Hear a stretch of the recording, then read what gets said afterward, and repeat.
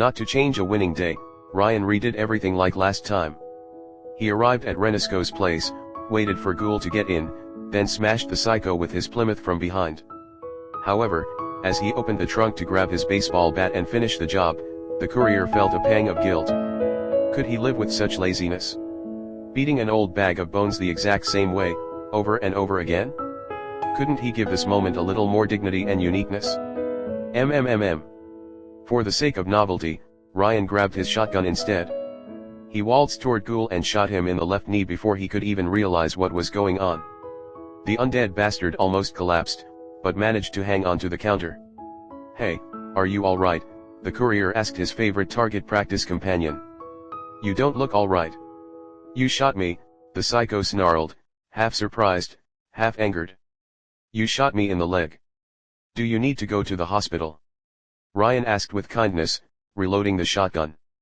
"I'm going to." Ryan shot Ghoul in the other knee, making him collapse to the ground screaming. "You bastard.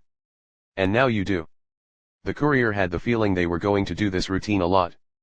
After shooting Ghoul everywhere it mattered and even places where it didn't, Ryan paid off Renisco and the private security, before diverging from the previous loop.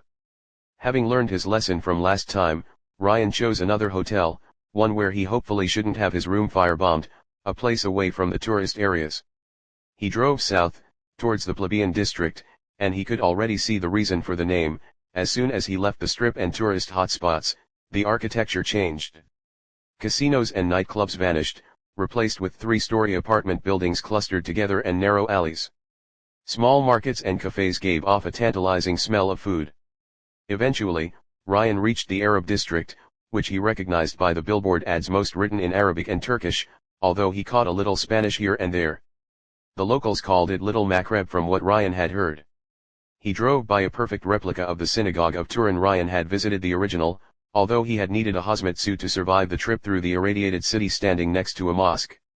Both buildings were slightly derelict, showing how little Dynamis and other corporations cared about maintaining religious sites. However, the site that caught his attention was a hill at the south, which seemed to be the city's highest natural point. An enormous estate stood atop it, roughly the size of the Vatican, and whose architecture was clearly inspired by antiquity work. It included an oversized, multiple-floor Roman villa, fountains, a private park, and even a smaller replica of the Greek Parthenon. Clearly, whoever lived there had a huge god complex. Why the obsession with marble columns though? Why did nobody ever add obelisks, for diversity? And strangely, nothing was built around that estate for kilometers, and only one way led to the summit, the hill being surrounded by a fortified fence and security forces. Curious. Ryan had a good idea who inhabited those halls, and so decided to stay as far away from it as possible. Yes, there were a few people against whom Ryan didn't dare to test his immortality against, at least not yet. Especially now that he had a lead on Len after so many years. His hotel was a lot dirtier than the previous one. The owner had traded security cameras for cockroaches in the walls, and Ryan's bed smelled of bliss, that mushroom drug everyone consumed nowadays. Someone even drew a dick graffiti in the shower, alongside a number to call a prostitute. Ryan did the sensible thing. He called, out of curiosity. "Yeah," a male voice answered. Ryan glanced at the graffiti, then ended the call without a word, chuckling to himself. Some things never changed. The next morning, like in the previous loop, Ryan did science in his underwear. This time, though, he focused more on reinforcing Fisty, to prevent the ice trick that allowed Ghoul to jam it in their last encounter. The courier couldn't have his weapons underperform while beating up an old bone yeller. He also did Dynanes research about sightings of submarines and bathyspheres in the local Gulf but found nothing. He did learn that the old island of Ischia, the one he had seen while driving on the coast, was a toxic ruin since Meccan bombed Italy back to the Stone Age. Unlike other areas, corporations never bothered to renovate it. The Augusti had to send those crates somewhere, and there must have been a reason why they used genius-made submarines rather than boats.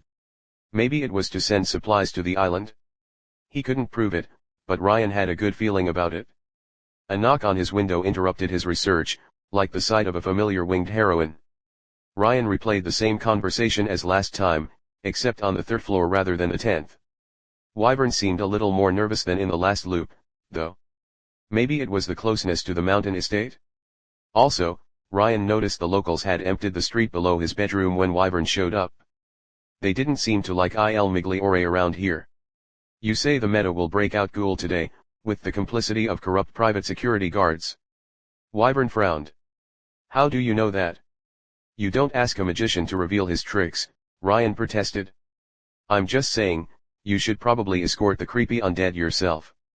From what I heard, even if they break him out, he won't run far. The medics said he had more bullets than intact bones in his body. Wyvern marked a short pause, focusing on her earplug. Looks like you were right. The meta are ambushing Ghoul's transport convoy as we speak, in broad daylight. Oh, so that's why she left in a hurry before? She clearly hadn't been fast enough last loop, maybe this time would do the trick? Before you go save the world and save me a mini-boss battle later, Ryan pointed in the direction of the hill, and the estate on it. What is the name of this beautiful and not at all suspicious Roman-themed park? Officially, Hillside. Unofficially, Wyvernside. Mount Augustus. He even plagiarized Mount Olympus but renamed it after himself. It should have been called Mount Narcissus. Take care, Wyvern told Ryan after giving him a business card, before flying off without a sound. Ryan watched her vanish at high speed, wondering if she would make it this time. Anyway, in spite of that little divergence, he didn't have to worry. He just had to wait for Vulcan's call and everything would be back on track. Since he was close to Augusti territory, no doubt they would contact him again in short order. The call would come any second now. Any second now. Kaboom. The sound of a distant explosion startled Ryan, who opened the window. He noticed a pillar of smoke reaching up to the skies, somewhat in the direction where Wyvern flew. Shit. Vulcan didn't call him all day long. Disturbed, Ryan went to the Bakuto casino anyway at night, but the guards refused to let him in when he arrived in costume. Unlike last time, they gently told him to fuck off after noticing his A-bomb. As if it was a crime to carry a thermonuclear device nowadays. So Ryan returned but unmasked and in civilian clothes, he even put on a classy red tie. This time, he managed to slip in, the guards mistaking him for a normal client. Hey, friendly nameless extra, Ryan asked a card croupier, playing blackjack with a well-dressed group of professional gamblers straight out of Casino Royale. I am looking for Zanbeto. Have you seen him? Zanbeto, the croupier frowned. No, he's not here tonight. My plumber friend Luigi then. The dealer shrugged his shoulders. No, I don't think so. What is it about? I can give them a message if I see them. Damn it. Still, Ryan approached the dealer's ear and whispered into it. The orange is in the hen house. The orange is in the hen house. It's a code, they will understand. Their lives depend on it, so don't screw up. The dealer nodded seriously, promising to deliver the message. But still, god damn it. Clearly things had gone off the rails somewhere, but what caused it?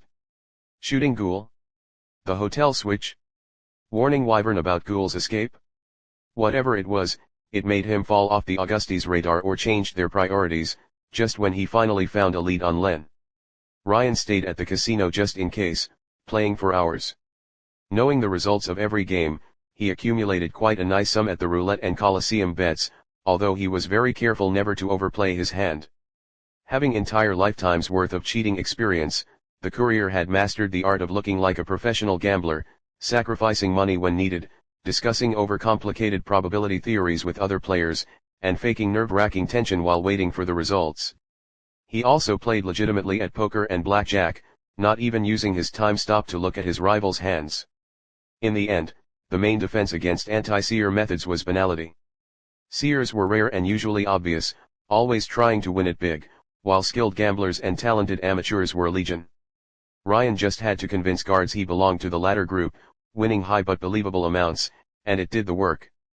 Ryan usually enjoyed these tricks, but his heart wasn't in it. Instead, he kept asking himself questions. Should he go to the supply run at the harbor even without being invited? It could get him right back on the Augusti path, but Ryan wasn't sure if it would even happen now. Also, who killed him in the last loop? The meta were the obvious suspect, but it could also be an unrelated hit. Since the courier took a job for the Augusti after denying Wyvern, Dynames could have simply ordered him dead. No, the easiest solution was to reload and deviate after receiving the Augusti mission, But Ryan needed to die first. Car crash? Too common already. Traffic had killed him almost as often as enemy genomes. Bullet to the head? The last time Ryan tried, he woke up 6 months later, the medics congratulating themselves on their miraculous surgery. Train tracks? Unoriginal, everybody did that nowadays. Roman suicide. Thematic and classy, but he would have to find a sword or hemlock. Nice play. Ryan glanced at the left of his table, noticing that a stunning woman had taken a seat right next to him. She was an elegant lady with long black hair, a crimson gown, and a beauty spot on the right cheek. She played with a glass full of alcohol, clearly trying to get Ryan's attention. "This is the first time I've seen you around here." It was strange how everybody wanted to be Ryan's friend when he started making money. Was it his magnetic personality? "Sorry, I'm thinking about something else." "What could be more important than accumulating a big pile of money?" she asked, flirtatiously playing with her glass. "I'm trying to find a suicide method that hasn't been done before. Something original and over the top." The question took her aback, but the woman did consider it. Jumping into Mt. Vesuvius, she proposed. Ryan could have sworn he already experienced a similar conversation in a previous loop. Already done, though with Etna rather than Vesuvius. "I didn't know," she replied, sipping her cocktail. "Do you want to commit suicide, or is this just theoretical?" Already bored with the conversation and failing to find a suicide method he hadn't already tried, Ryan raised his hand at a waiter. "Can I have an electric fan?" "A fan, sir?" the waiter asked, confused. Ryan answered by giving him a €300 tip. 1 minute later, he had his fan. While he took most of his winnings for himself, the genome piled up thousands of euros banknotes in front of the fan, aiming for the center of the casino. The woman at his side probably guessed what crossed his mind, if the flash of recognition in her eyes was of any indication. Ryan switched on the fan, which sent euro bills flying all over the casino.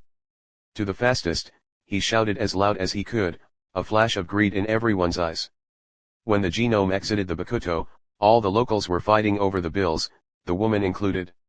Even the bouncers and the staff tried to grab a fistful. Ignoring the chaos he started, Ryan glanced at Wyvern's business card and the Dynamis logo on its back. Should he check them out? No. Len was his priority, his only priority. He was tired of these long years of loneliness, and he wanted to find her at all costs. The Augusti had provided him hints already. Ryan knew people used her genius technology, and that people traded such devices in Rust Town. If the Augusti path was closed to him for this loop, then he should try to figure out where they could have obtained the Baby spheres.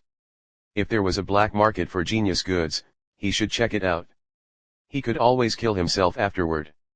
When the locals said that Rust Town was walled off, they weren't kidding. As he drove as north as possible, Ryan began to see the fortifications separating the district from the rest of New Rome. They weren't so much walls as a mix of tall steel cylinders, wired fences, mounted cameras, and surveillance systems. Trained genomes occupying watchtowers pushed back clouds of pollution away from the touristic areas and into Rust Town with wind manipulation, so rich people wouldn't breathe the same air as the lower classes. Since they all seemed to produce currents of air, Ryan assumed they used the knockoff elixir marketed as Tempest, that gave its user minor aerokinesis. As he drove around the fortress in search of an entrance point, the genome put on Dynamis radio, listening to the news. "We received confirmation that the explosion in Little Macrab yesterday was the result of a short duel between our beloved protector Wyvern and the criminal genome known as Vulcan." Ryan immediately raised the volume. Vulcan, formerly known as Urban Gorilla, briefly served as Wyvern's sidekick before joining the criminal syndicate known as the Augusti. Reports indicate Vulcan was forced to flee after causing great collateral. Oh, so that was why Vulcan didn't contact him this time. Little Macrab was probably close to the Augusti's hideout, and he or she, Ryan didn't remember, decided to ambush Wyvern when the opportunity presented itself. They probably took heavy wounds and Ryan fell off their radar afterward. Would the courier have to change hotels again? No, better to stay in the first hotel until Wyvern contacted him, and then switch places to avoid the assassination attempt that ended the last loop. The psycho-cryokinetic known as Ghoul attempted to escape containment by the private security early yesterday, but was quickly recaptured by Il Migliore, the radio continued. Enrique Monada, manager of the superhero team, stated that as long as dynamis remain strong, warlords and madmen will never gain a foothold in New Rome. At least warning Wyvern did make a difference. She probably relayed his tip about the private security being compromised to her team, who intervened in time. Then again, it must have been hard for Ghoul to run away without his legs. Ryan eventually reached a border checkpoint guarded by 3 private security guards. All of them carried riot gear and laser rifles. Their chief made Ryan a sign to stop, and the genome did his best to look innocent. It was pretty hard with the mask and full quick-save attire, but it was the attitude that counted. "Halt," the guard said. "No entry without proper authorization or work permit." "I'm just visiting," Ryan said. "I heard they have a zoo." "It is a zoo," the guard grumbled. "Look, citizen, this is the frontier of civilization. Beyond is the untamed urban wilderness, and we're the only people standing between New Rome and the hordes of barbarians who would tear it down. Well, when I see you, I do fear for civilization." "You should," the man replied, missing the obvious sarcasm. "So if you want to pass with proper authorization, you will have to contribute to our community's mutual defense." "Sure," Ryan replied. "You aren't going to check my car for drugs, weapons, or anything dubious." "I swear, I'm clean as the day I was born." "Depends on how much you contribute to the community." No wonder that the Augusti and Meta could get in and out so easily. Since the guards weren't even trying to hide their corruption, they probably had very few surprise inspections. The second he passed the checkpoint, Ryan understood why they called it Rust Town.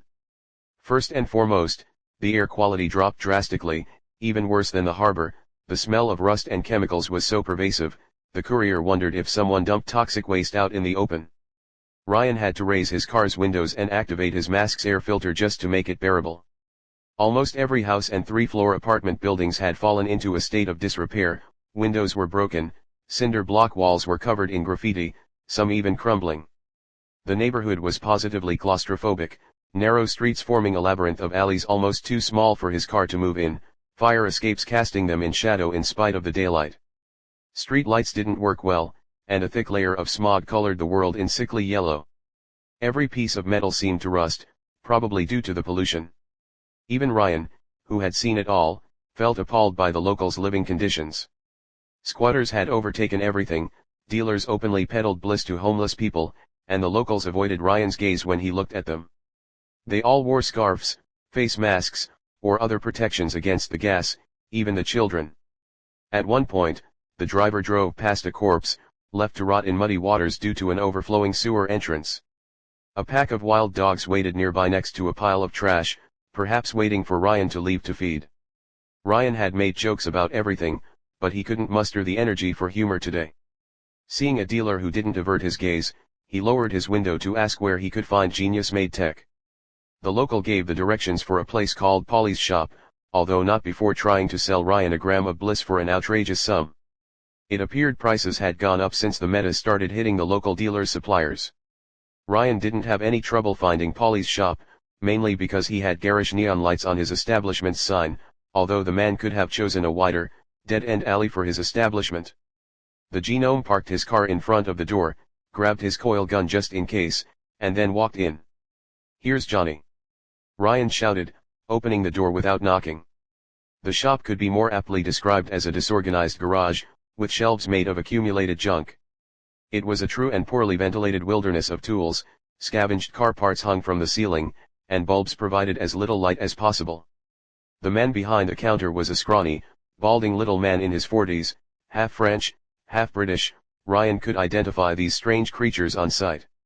In response to his unforgettable entrance, the shopkeeper had immediately raised a rocket launcher at his client. Probably scavenged genius tech from the design. "You."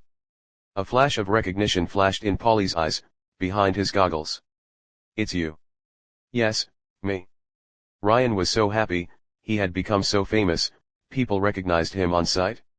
"Are you one of my fans?" "I knew I had a few." "A fan?" the shopkeeper almost choked, aiming the weapon at Quicksave's face. "You maniac, you destroyed my old workshop in Otranto." "I did that?" Ryan asked, confused. "When?" "2 years ago, you crashed a plane on it, and then you gave me a letter." Polly snarled. "You had been hired to deliver my mail, and you said you wanted to make an unforgettable entrance. Well, it did sound like something he would do. Ryan observed the man with attention, and he seemed vaguely familiar. But... no. Nope. Nothing. Maybe. Quicksave shrugged his shoulders. You don't remember? Polly asked, astonished. Well, you clearly took it more personally than I ever did. When he realized the poor man may have been forced to live in this dump because of him, Ryan instantly regretted his joke. Sorry. Maybe I can pay you back for the bother. The shopkeeper ground his teeth in rage. Apparently, he didn't want Ryan's money. Get the hell out of my shop before I pull the trigger. You know I can stop time, right? It's a face-hugger missile, the man replied. Once it's locked, the nano-missile keeps pursuing the target until it's dead. What a way to start a business relationship. Normally, the courier would have taken the hint and left the shopkeeper alone, but he had a mission to fulfill. His coil gun lowered in one hand, Ryan searched in his coat, ignoring Polly's weapon. He brought out the plushie. At the sight of this white, beautiful rabbit plushie, Polly's face lost all colors. You know what this is, Ryan said, wagging his ultimate weapon at the shopkeeper. If you don't lower your weapon, I'm going to press the on button. We're in an enclosed space, and you can't control it. Neither can you. Ryan raised his thumb, preparing to activate the switch on his WMD's back. I'll do it. Don't do it, Polly threatened to pull his weapon's trigger. I'ma do it. The pressure in the room grew, Polly shaking, until his nerves gave away.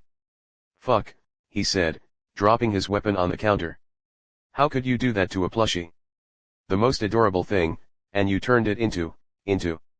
It sounded like a good idea at the time. Quicksave argued, putting the plushie back in his coat for everyone's safety. I'm looking for homemade genius tech. Ah, I can't help. Polly laughed, happy to be as useless to Ryan as possible. You couldn't have picked a worse moment. The junkyard is closed, nobody sells anything. I'm not looking to buy, Ryan replied, glancing at the establishment with disappointment. Even the weapon Polly wielded was shoddy and ready to crumble after firing a shot. I'm looking for a very specific technology. Bathyspheres used to make supply runs in the water. Crimson paint, steampunk influence. Like lens tech. Polly jumped back, startled, as Ryan closed the gap between the counter and himself in the blink of an eye. Polly, Polly, Polly, the genome all but purred. Do you want to be my friend? No, the shopkeeper replied bluntly. Then tell me everything. The shopkeeper let out a sigh of disgust. Black hair, blue eyes, a bit crazy. It's called Marxism-Leninism, but yes, Ryan replied, more and more excited. That's the same girl, then. She arrived in Rusttown 6 months ago, calling herself the Underdiver. Ryan never heard of that nickname. To his disappointment, Quicksave and the Underdiver didn't sound well as a comedic duo. Maybe Q and U. The Undersavers? Just one of the geniuses trying to do business without Dynamis or Augustus recruiting them, see what I mean? There used to be a big black market here for genomes like her, who don't have enough resources to be self-sufficient, but wanted to remain independent from big groups. Ryan nodded, silent, and entirely focused on the shopkeeper. The rapturous attention seemed to disturb Polly, but it only encouraged him to speak faster. Anyway, she had managed to make herself an armor from scavenged stuff. It looked like an old-world gym diving suit. She kept asking me for parts to maintain it, so we met often. Did it have a minigun? Ryan asked. Polly made a strange face. How do you know that? Because he knew her perfectly. Please continue.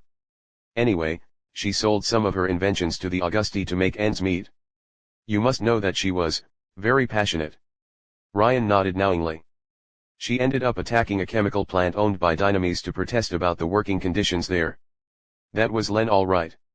Always with that strange, almost cute sense of justice, obsessive desire to protect the weak, and hatred of private ownership. And then? What happened? What happened? Guess what happened? The private security attacked her workshop and caught her. I heard rumors that the Augusti broke her out, but nothing from her afterward. She vanished. This confirmed that the Augusti were likely the one true path to Len and should be favored, although, the fact the private security captured her means they probably had a file on her. Still, That was more information he had learned since forever. Ryan was in a good mood. An exceptional mood. For this information, Polly, he decided on a whim, I shall grant you a wish. Grant me a wish, the shopkeeper frowned in disdain. You think you're Robin Williams? Finally, a man of culture in this dissolute city.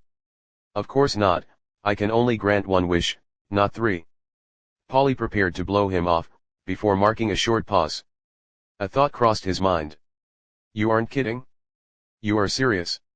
Whatever it is, I'll fulfill it. No matter how many tries. Quicksave always honored his word. What do I have to lose? Nobody else will do anything about it. Polly put his hands on the counter, joining his fingers. You know a psycho gang moved into Rust Town recently? The Meta Gang.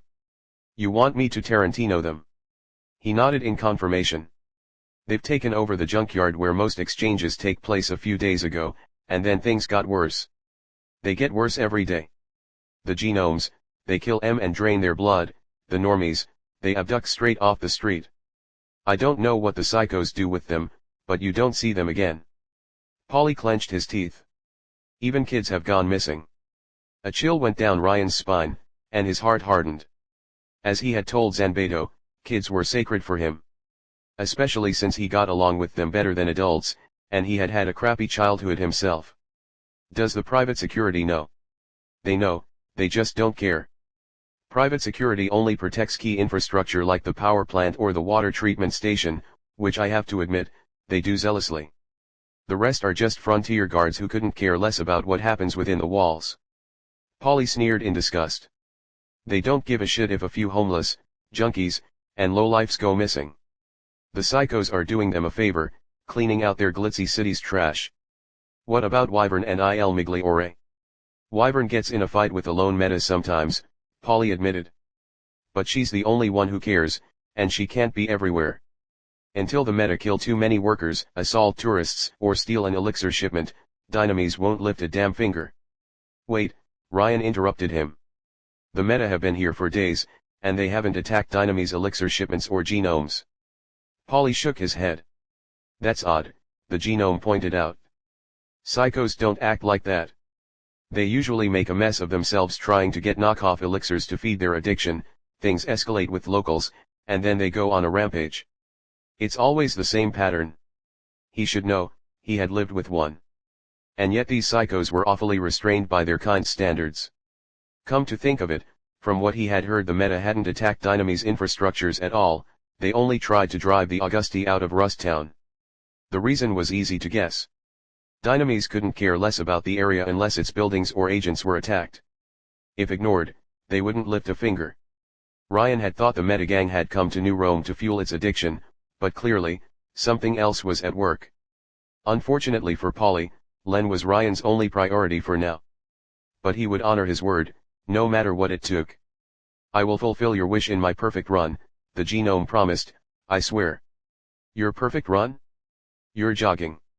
It's the perfect ending, Ryan explained. It was a concept he had developed over his endless wandering. If he gathered every piece of information possible about a given place and inhabitants through his loops, then he could create the optimal situation. He would then dedicate his last loop to creating the perfect chain of events, which guaranteed the best outcome by his standards. Then, and only then, would Ryan create a new save point and move on. After learning where to go to reach the junkyard from its occupant, Ryan left Polly's shop through the door and prepared to drive straight into the meta's nest. But then a bug landed on his Plymouth, flattening it. Ryan froze, as an enormous, 3 meters tall monster crashed on his car, crushing the roof, destroying the window, and shattering the engine. The creature looked like a twisted fusion between a human and a mosquito, a monstrous insect with a black exoskeleton and crimson flesh beneath. Its eyes set on Quicksave with hunger, his claws raised. I knew, the mosquito rasped, his voice closer to an insect's buzzing than a man's words, I smelled a rat sneaking. My car. Ryan screamed in horror, his sudden wail startling the psycho. The courier immediately stopped time, rushing to his Plymouth Fury and checking on its health. Could he save it? Could he save it? No. The damage was too extensive. Ryan was overwhelmed with fury, and quickly considered going on a Kill Bill rampage, first against the mosquito, Then every psycho he could find. He would show them the terror of hell unending. A curse straight out of Tartarus. But Ryan couldn't bear to live without his beloved Plymouth. With a depressed sigh, the courier grabbed a small metal sphere from his coat, and let time resume. You see this? He raised the sphere at the psycho. You see this? What is this? A ball. Now look at my car, which you destroyed, then back to the ball. It's an A-bomb. Click. Now catch. Ryan tossed the bomb at the mosquito, who caught it with his hand due to sharp reflexes. The psycho looked at the weapon, then back at Ryan, confused and horrified. Nobody touches my car, Quicksave said. Nobody. As Rust Town exploded in a burst of nuclear fire, vaporizing the two superhumans with a flash of searing light, Ryan felt happy. Finally, a new method he had never tried before. 2016, Venezia, Italy. They once called it the City of Canals.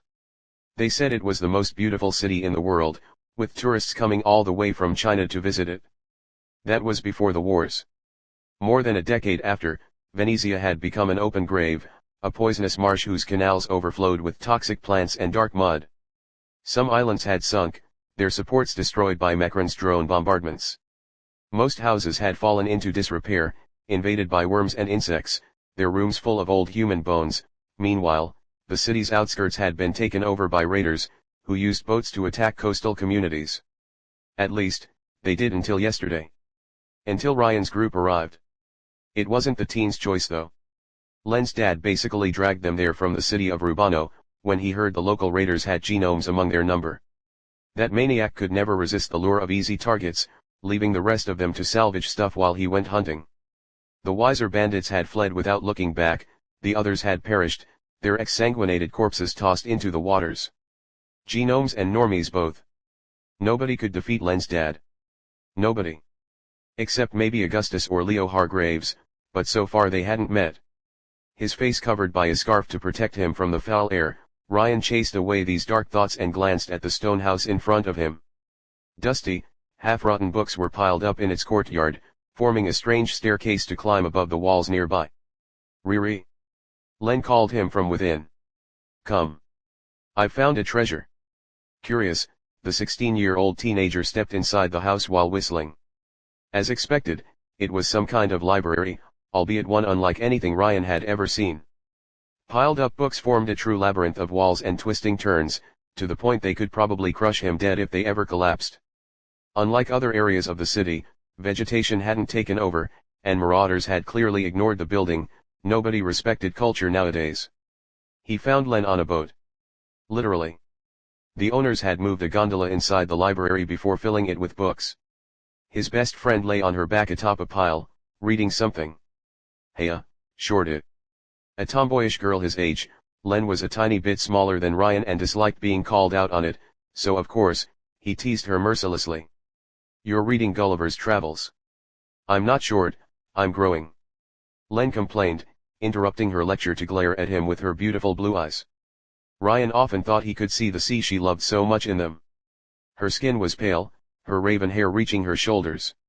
Truly a modern Snow White, although she dressed in brown travel clothes rather than noble gowns. Now come over here before I throw a dictionary at your face. Ryan lay next to his best friend, their shoulders touching, and peeked at the cover.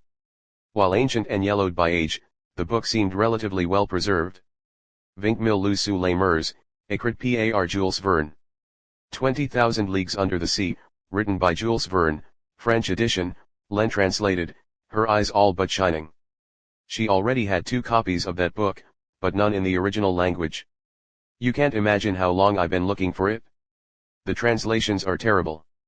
I thought you couldn't read French, mais non. Ryan mocked her, Len pinching his arm in response. Ouch.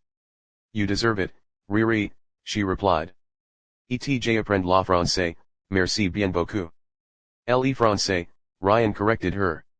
And you can remove the bien. She sighed. Just take a book and shut up. I think they have How to Win Friends and Influence People, which you really need to read. I like reading, but not as much as eating, Ryan said. Len had filled her supply bag to the brim with books, and nothing else. Unless you want to make me eat your communist manifesto. If you do that, I will eat you, Riri. With a fork. She waved a hand at the library. This place wouldn't have become a toxic dump, had the communist revolution happened. Maybe it would have been a gulag instead, Ryan replied, delighting at teasing her beliefs. People messed it up, but the concept is right, Len protested, closing her book and putting it on her chest. Is it wrong to think everyone should be equal? No, just naive. It could still happen, Len insisted with cheerful optimism. Everything has been rebooted back to zero. The world has changed. Yes, but not human nature. You're too cynical for your own good, Riri. She closed her book and put it in her travel bag, behind the gondola. When do you think Dad will come back? Once he ran out of victims. I don't know. She looked at him in silence, their eyes locking. They rarely had moments of privacy, where they could breathe without her father looking. Ryan looked at eyes, then at her lips. Do it, do it, do it. But he chickened out. Her face unreadable, Len let out a sigh. Ryan wasn't sure if it was out of relief or disappointment. Can you help me remove the books from that boat? She asked. We could make it a bed. You want to sleep there? Ryan balked at it. The wood was so damaged, it could crumble anytime. Yeah, she said. Yeah. I always wanted to have my own ship. Do you know more than 80% of the ocean is unmapped? You want to sleep in the gondola or put it to use? We could find one, she said, daydreaming. A real ship? Or make one? Sail away like the explorers of old. With or without your dad? Ryan asked the hard question. Len didn't respond, which was an answer in itself. Without a word, she rose back on her feet and started removing the books with Ryan's help. Once they were done, Len examined the boat's bottom, her eyebrows narrowing. She said, thoughtful. Could it be? What? That type of gondola, Len said, do you know what it is? Sorry, I'm not a ship geek like you. Instead of answering, Len knocked at a spot at the gondola's back end. You heard that? Nothing. Exactly, Len said triumphantly. This type of boat often has a hidden compartment. They carried messages, money, or even drugs. You would think marauders already found it, Ryan pointed out. It's not common knowledge, and you must know where to look to find it. All ship geeks know that. She could be so smug sometimes. Also, it's a library. Yeah, Ryan doubted many locals had visited the library, and considering the dust raised when they removed the book, nobody had touched the gondola in years. Pillagers must have examined the checkout and other obvious spots without looking too much into it. Remove that wooden plank, Len pointed at a spot. It's old, it shouldn't be hard. Hey, why me? Ryan complained. It's called work division, she replied with a bright smile. I think, you work. If it's work, that means I'm getting paid. I will let you sleep in the gondola, Len winked at him. The things he did for her. In the end, as Len said, the wood was so damaged by time and termites, Ryan had no problem removing the planks with his bare hands. And as she thought, the boat did have a compartment, with one hell of a treasure within. A hexagonal, metal box, with a helix-shaped lock. The two teens could only hold their breath at this finding. No way. Len's eyes widened in shock. Is that what I think it is? I believe so. One of the mythical wonder boxes, sent by the alchemist to the first genomes. The devices which started the last Easter tragedy and the genome wars that followed. Ryan had no problem removing the lock, having spent years breaking into deserted homes to find supplies. The metal box opened, revealing a well-preserved letter and 3 syringes full of swirling liquid. One blue, one violet, and one red. Each bore a swirling, multicolored helix symbol. Elixirs. Ryan opened the letter, Len peeking at the content over his shoulder. The paper was handwritten. Congratulations, Mr. Rossi. You have been selected to participate in a grand socio-genetic experiment of my design. You do not know me, but I know you, Mr. Rossi. I believe that you are a fine specimen of the Homo sapiens species, possessing the necessary skills, intelligence, and genes to lead humanity into the next phase of its biological evolution. I grant you a miracle. This box contains 3 elixirs, selected at random among a selection of over 10 million distributed around the globe. You must have heard about them on the news. Yes, These serums grant a host of health benefits, including a unique power based on the color composition. Green, life. Blue, information. Violet, space-time. Red, energy. Orange, matter. Yellow, abstract. White, meta power. You are free to do as you wish with these elixirs, they are ready for immediate use and testing in the field. I would advise not to drink more than one, but the data gathered should be interesting nonetheless. Now, I must inform you that you are far from the only person to have received this gift. When you open your eyes next morning, the world you lived in will have ended. Instead, you will wake up in a world where mankind's potential is no longer constrained by the petty rules of reality. A world where everything is possible. I have no idea how this divine experiment will turn out, but I can't wait to see the results. Thank you for advancing the cause of science. Best of luck. The alchemist. He never opened the box, Len said with sorrow. Maybe he died before he could, Ryan replied. He probably hid the box before the bioweapons hit. You think the blue one can make you a genius? Maybe, Ryan replied. Geniuses were a slang for genomes, usually blue ones, with the ability to create advanced technology way ahead of their time. Mekran, the man who came closest to taking over the world, had been the most famous one. His self-replicating robot army had swept Eurasia until some countries pushed their big red button before they could fall next. Nobody remembered who had fired the first shot, but Mekran responded to the A-bombs with drone bombardments and bioweapons. Central Eurasia had become a nuclear wasteland, Southern Europe, a mass grave. At least the city wasn't irradiated, unlike Turin. Which one do you want to take? Ryan asked his friend. Len paled. We can't drink this, she hissed. Dad will know. He can sense it in the blood. Yeah, perhaps, but that may be our only chance to get away from him. I'm not abandoning Dad, Len replied with a glare. He's going to get better, I know that. Fuck no, he isn't. If anything, he was steadily getting worse. Now that Dynamis and Augustus had put a bounty on his head, he had to fend off hunters semi-regularly. Before he was just crazy and violent, but now he's violent and paranoid. He's never going to heal, and I think deep down, you know I'm right. Len bit her lower lip, as she always did when stressed and sad. He's still my dad, she said, with a hint of resignation in the voice. He will want them all. He doesn't have to know, Ryan argued. Your father will get us all killed. Len, a shrilling voice echoed from outside. Len. Where are you? Speaking of the devil. Quickly, without thinking, Ryan grabbed an elixir in each hand and hid them in his back pockets alongside the letter. Realizing his intent, Len almost seized the last potion, but hesitated for too long. Ryan had the time to hide the blue and the violet elixirs, when Len's dad crawled into the room. Len's dad was no longer a man. Not since he drank one elixir too many and underwent a mutation. His flesh, organs, and skin were all gone, leaving only a shapeless mass of blood covering the bones. He had become a faceless, crimson puppet, his body constantly fluctuating, he even moved like a stringless doll, his arms flailing like whips. He left nothing behind, no bloody footprint. Both teens tensed, unconsciously moving closer to the other. Ah, Cesare, the psycho said upon seeing Ryan. Good to see you're taking care of your sister. His name wasn't Cesare, and they weren't related. But Ryan knew better than to say that out loud. Len's dad was sick. Very, very sick. Especially in the head. Sometimes, he was Len's dad, kind, friendly Freddy, who liked to play board games and watch old movies. But sometimes, he was just Bloodstream. And when the psycho noticed the wonderbox and the red elixir, his body instantly solidified, his fingers turning into sharp claws.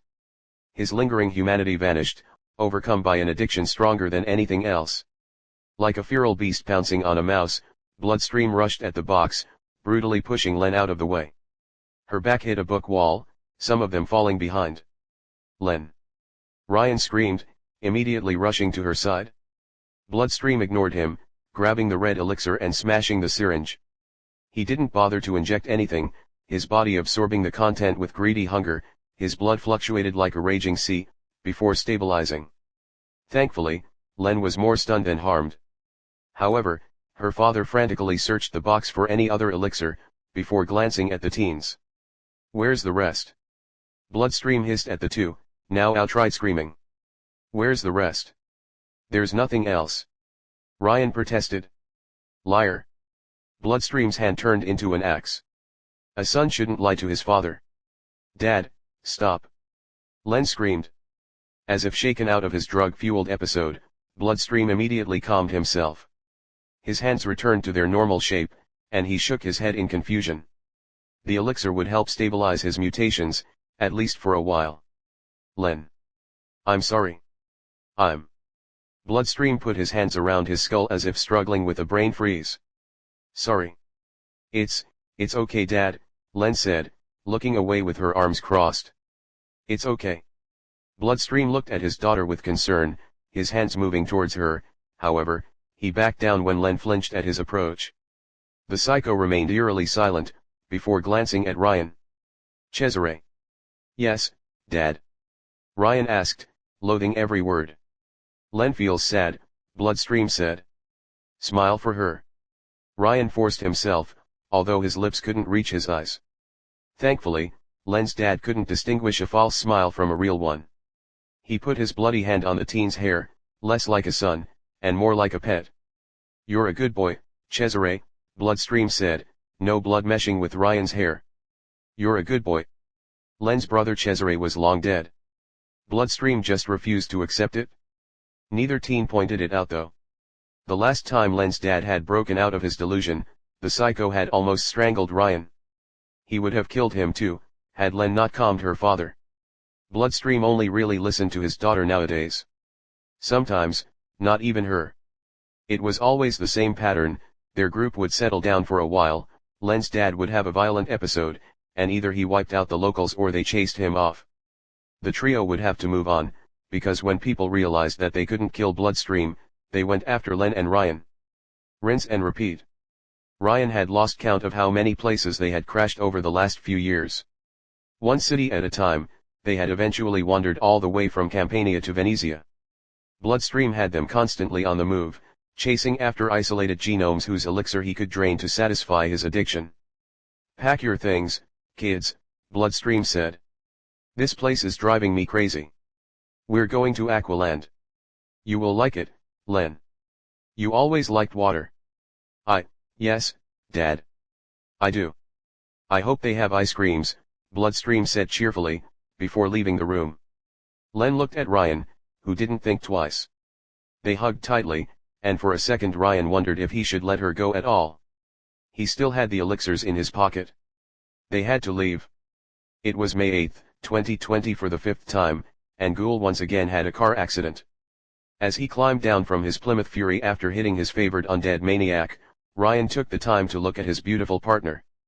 The car he had rebuilt from the husk he had found in the ruins of Florence, all by himself. Over the years, Ryan had customized it into a marvel of technology that would make most geniuses envious. The courier had drifted for years at the driver's seat, survived countless explosions, rode over so many old people. Ah, the memories. All in all, his Plymouth was the one constant in his life, the thing most important to him after Len. The partner he could never find in any human being since they couldn't remember him from restart to restart. I swear, I won't let anyone hurt you again, Ryan whispered to his car while stroking the hood, like a cat. The bad psycho is gone. Are you talking to your car? Renisco asked from behind the bar counter. I'm not the one judging you on your current company. Ryan replied, opening the car's back. Once again, he decided to do something new and interesting for this restart. A method to avenge his car's death upon the Metagang once more. I know this sounds cliché, Ryan told Ghoul, raising the jumper cables while doing his best German accent. But we have ways of making you talk. After delivering a shocked Ghoul to the private security, finishing his delivery, and paying everyone off, the courier thought about his next course of action. Intending to return to the Augusti path without screwing it up this time, Ryan returned to the first hotel he had booked in the city center instead of the southern district. He met Wyvern, warned her of Ghoul's escape, and received her business card. This time, Vulcan contacted him as normal. He went to the Bakuto, met Zanbeto, and received his mission. The day afterward, before he left the hotel, he hid a small remote camera in the room. Ryan had already booked a place somewhere else to avoid the assassination attempt, but he also wanted to catch a glimpse of the killer. This time, Saren showed up alone at the delivery. It appeared Ghoul remained in custody, and the meta couldn't spare anyone else as backup. Ryan would have wanted to say it had been a hard, tough fight. That he struggled for his life, and that Saren proved herself a welcome challenge. Instead, the battle lasted 10 seconds. He punched her in the face in the stop time with Fisty, gas came out of the Psycho's mask, and she crashed on the super tanker like before. She could dish out a lot of damage, but couldn't take it. They hadn't even destroyed the old harbor this time. I'm bored, Quicksave complained, while the Augusti finished putting crates in the bathyspheres. The private security hadn't even shown up? Good, Zanbedo replied calmly. That means things are running smoothly. I would rather have boring efficiency every day than chaotic excitement. That's what she said, Ryan replied, drawing a cell phone out of his pocket. It was an old pre-war Samsung he had tinkered with, enhancing its performance to match newer devices. With it, he could observe through his bedroom's camera from afar. The camera didn't notice anything strange. According to the thermal sensors though, someone had flown close to the window, peeked through, and then left. Considering his room was on the 10th floor, definitively a genome. Now that he thought of it, he had glimpsed a flying hero during his first battle with Ghoul and Saren. Could it be the same person? Does anybody know a flying invisible man or woman around here? Ryan asked. Asking for a friend. Anybody with 100k in their account can buy an invisibility elixir at Dynamis, Luigi replied, closing the bathyspheres after putting the last crates inside. He typed on his phone and the submarines vanished beneath the waves, carrying their supplies elsewhere. For flight though. The only flyers in town I know of are Wyvern, Geist, Vulcan, Devilry, Wardrobe, Mosquito, and Saren, Zanbedo said. Among them, only Geist can turn invisible. Does he spy on people at night by peeping through their window? Ryan asked. What confused him was that the mysterious visitor didn't enter the room nor leave a bomb behind during this iteration. Did they detect the camera from afar and decided to avoid detection? No, he's bound to one place outside town and can't leave it at all, the Augusti enforcer replied. He's a yellow whose powers activated post-mortem, binding him to his grave. Ah yes, yellow elixirs. The potions granting conceptual powers, from astral projection to bad luck. Ryan liked them, mostly because you never knew what to expect with them. Even by genome standards, their abilities were downright bizarre with weird limitations. Why the question? Luigi asked, suspicious, Ryan feeling his truth-telling power activate. Someone like that blew up my bedroom a few days ago, Ryan replied, which was technically true. The power forced him to be honest, but he could phrase his sentence to mislead. As if that was original. You certainly make enemies quickly, Luigi noted, frowning. How do you feel about that? Ryan prepared to tell a joke, but he felt an alien force take over his mind and change his words. Nothing particular, he admitted. It helps fill the void. The Augusti present glanced at him strangely. The void. Luigi repeated, confused. I guess I feel empty, alone, and directionless inside.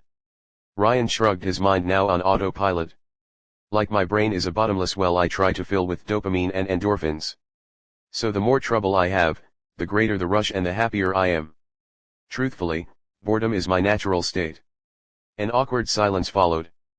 But on the bright side, I look fabulous on the outside. Quicksave added to lighten the mood, before turning to Luigi, unable not to be truthful, can you remove that bullshit filter? It's uncomfortable and it makes me want to kill you. I have to be sure about something, Luigi said, unsympathetic. Are you a snitch or a double agent? No, I'm on my own side only, and I have no cause at all. Ryan replied, but couldn't stop himself, his voice changed from happy to apathetic on its own. To be honest guys, I'm only using you to find my old pal Len because I'm lonely and I don't feel close to anyone else. Man, you have serious issues, one of the grunt guards said. You should see a therapist. I did, but I broke him first. However, this was getting tiresome, and Ryan's wits were at an end. He didn't want to talk about his emotional hang-ups, let alone with strangers who wouldn't remember anything soon. Now, Luigi, the courier said, tensing like a lynx switching from being playful to threatened. There is only one place where I don't want anyone inside, and that's my mind. If you continue, my knife will find its way to your back and nobody will save you. There, he wanted the truth, he had it. Thankfully, the privacy invader took the threat seriously. Sorry for the probing, Luigi apologized, Ryan sensing the effect lifted. I had to be sure you weren't pulling a fast one on us. The courier simply looked at his face without emotion nor a word, making the truth-teller uncomfortable. Damn it, he hated mind readers and their cousins. No respect for privacy. I guess it's time to split up and go on our merry way, Ryan said, turning to Zanbedo and eager to gather his thoughts alone.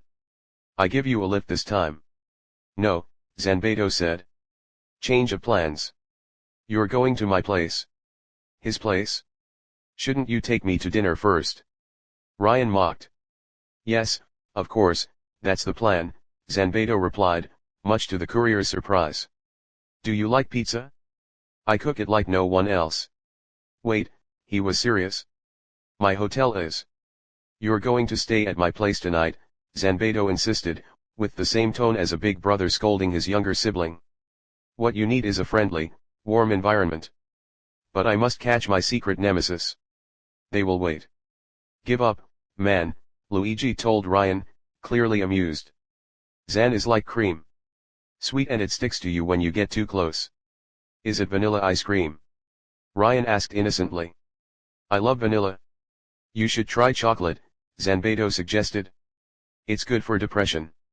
What followed was one of the strangest moments of Ryan's life. Being led at knife point to a dinner party was certainly a first. Well, not literally at knife point, but metaphorically so.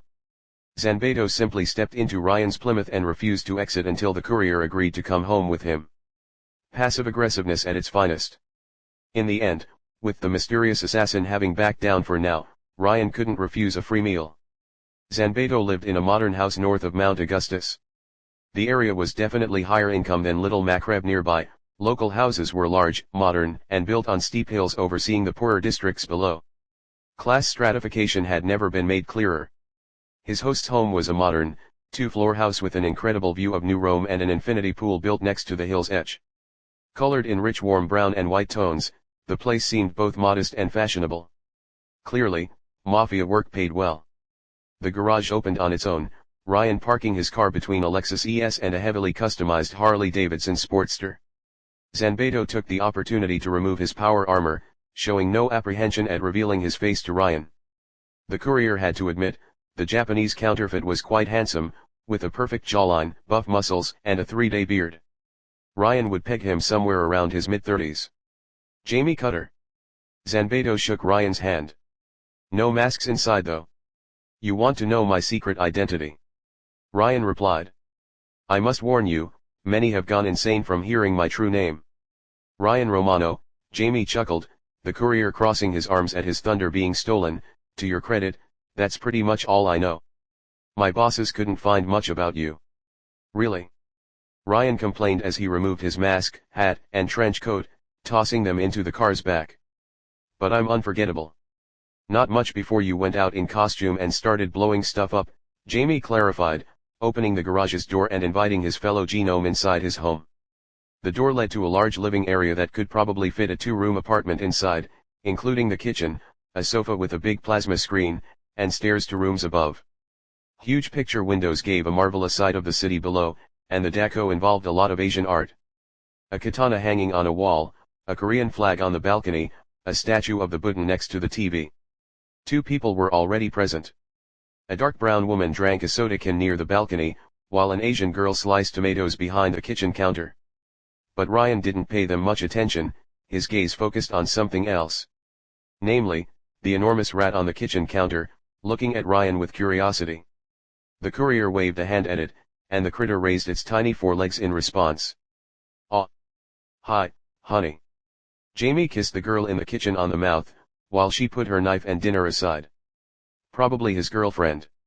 "I brought a new guest. Hyun Ki-young." She nodded politely at Ryan, showing him a friendly smile. As skinny as her boyfriend was muscled, she kept her black hair short, dressed modestly, and wore discreet, yet elegant glasses. Ryan would have considered her pretty if she hadn't suffered from weight loss and sore scars on the skin. The courier immediately identified her as a recovering addict. Waza. Ryan answered. Waza. Ki-young replied with the right tone. Ryan gasped in realization, having finally met someone who understood. Waza, both shouted at the same time. This startled the rat a bit, who tilted his head to the side. The dark brown-haired woman looked at them as if they had gone utterly mad, while Jamie remained simply puzzled. It's a very obscure reference, Ki-young reassured him. You have to know the private joke to understand. To be initiated in this brotherhood is the pinnacle of culture, Ryan said, politely introducing himself to this delicate woman. Ryan quick save Romano. I'm immortal, but don't tell anyone. You say that to everyone, Jamie pointed out, lovingly putting his arms around his girlfriend. Because nobody remembers. Ryan glanced around and realized the kitchen's rat had brought his entire family. 3 of his kindred watched a documentary on the TV, another slept on the balcony, and another leaped on Ki-young's shoulder like a P6-12. They looked extraordinarily clean though, more pampered pets than pests. I control them, Ki-young told Ryan, petting the kitchen rat from behind his ears. Somewhat. I telepathically connect with them, which increases their intelligence. Blue or green? Ryan asked. Green, she replied, meaning her power affected biology rather than mere rodent telepathy. I'm Chitter. She probably thought Ryan would recognize the name, but he didn't. Finally having enough of the racket, or perhaps curious, the balcony girl decided to join the kitchen and socialize. Although Rock Disaster would have been a better name. Ryan had never met someone with more tattoos on their arms and shoulders, she even bore a bird symbol below her right eye, although it was hard to notice due to her stained glasses. The woman dressed like a biker girl, with a white sleeveless shirt, blue pants, black boots and a cross pendant around her neck. She kept her dark hair in shoulder-long dreadlocks, and unlike Ki-young, she clearly exercised a lot. Who is that, Zan? She asked bluntly upon eyeing Ryan. A new hobo you found on the road. Lunka. Jamie chastised her. I prefer the term murder hobo, Ryan replied, his pride wounded. I don't have any home, but I love stealing them. Oh, really? She didn't sound impressed, trading her soda can for a smoke. She offered everyone one, including Ryan, but nobody took her up on it. You don't look like the killer type. My costume is in the garage, Ryan deadpanned, the woman snorting. He beat up Saren so fast I couldn't see it, Jamie said, making Ryan swoon in pride. Don't push it, Lunka.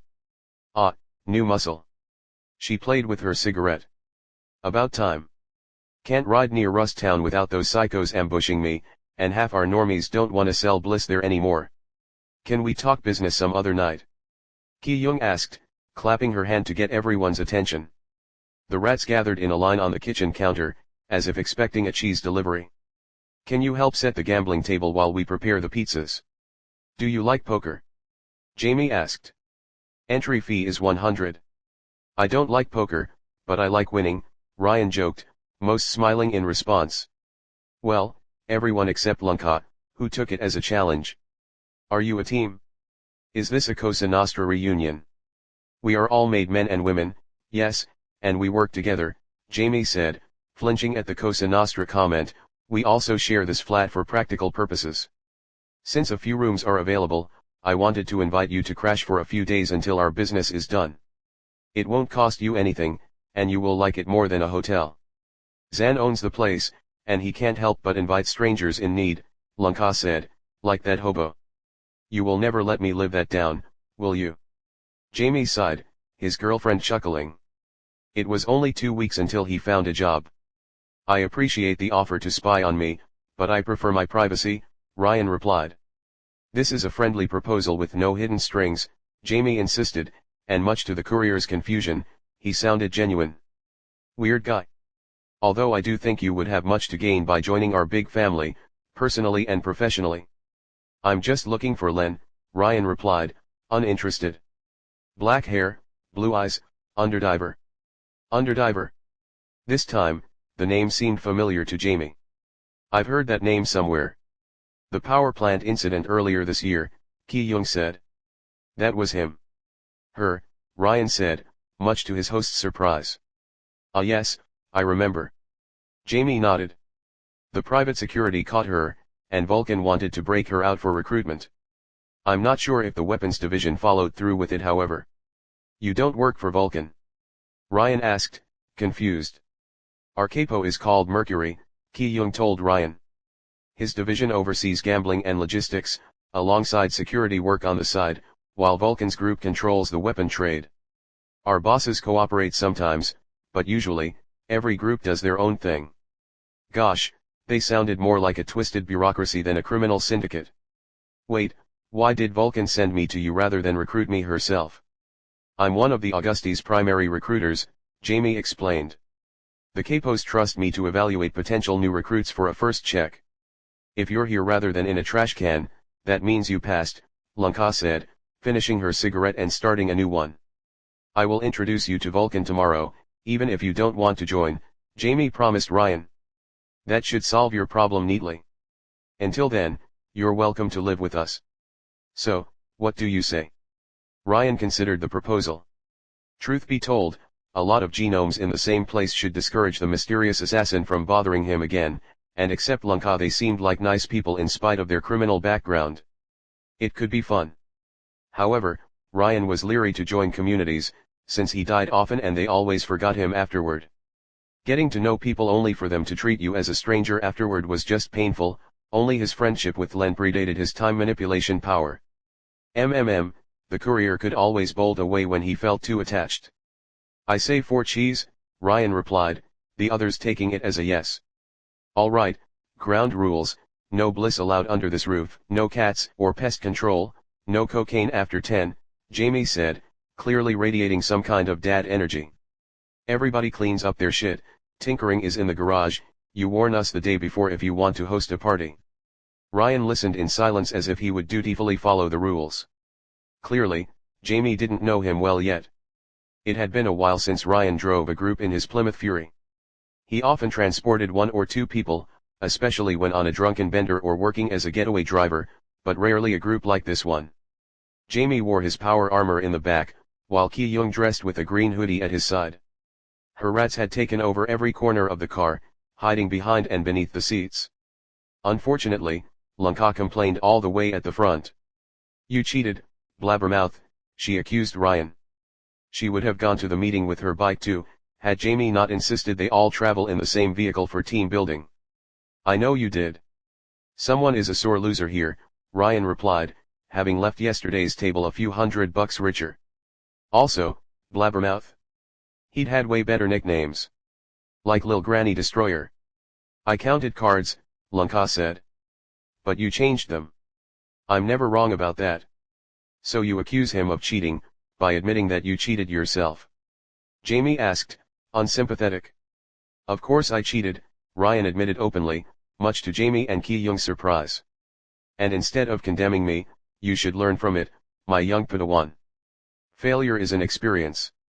Then you must be very experienced by now, Lunka shrugged. Clearly, she could give as much as she took. There is nothing more human than cheating. You know who else accused the human race of cheating? Mammoths. They said, hey, these humans they attack us with bows and spears instead of tusks, it's not fair. Ryan looked at the sore loser. Have you met any mammoths lately, Lunka? Jamie sighed at their bickering. We'll try tabletop games next time. The group parked near Little Makreb, next to a fortress of stone and steel. The building had been some kind of foundry before the war until Vulcan took it over a few years back. This crimson castle of metal walls, pipes, and reservoirs seemed closer to an old army base to Ryan though. A lot of grunts patrolled the area, wielding shotguns, grenade launchers, and miniguns. He also noticed a few snipers on the roof, watching every corner of the streets around the foundry. Apparently, it was an open secret that Vulcan's weapon division operated there, but nobody was stupid enough to attack them. Not even the private security and Il Migliore. New Rome truly lived in a Cold War-like era. It was also quite close to the hotel Ryan had used in a previous loop. No wonder Vulcan attacked Wyvern when she moved so close to their headquarters. Also, I want to say I am disappointed in you, ladies, Ryan told Lunka and Ki-young. Only Zanbeto and I have costumes. You don't even wear masks. Why would we wear masks when the private security has files on us? Ki-young asked in confusion, leaving her rats in the car to keep an eye on it. They even know where we live. And there aren't that many advanced armors to go around, Lunka replied, although she had the common sense to supplement her outfit with a belt holster. And what kind of a costume? A cape. Do you know how hard it is not to trip with it? It's not about practicality, it's about looking stylish, Ryan replied, hands on his trench coat. Without a bright and colorful style, what are we? Mere animals. Culture is what elevates. Aha, villains.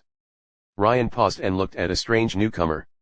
A person climbed down from a bicycle near the car, dressed like Rambo, except without the gun, and half the muscles.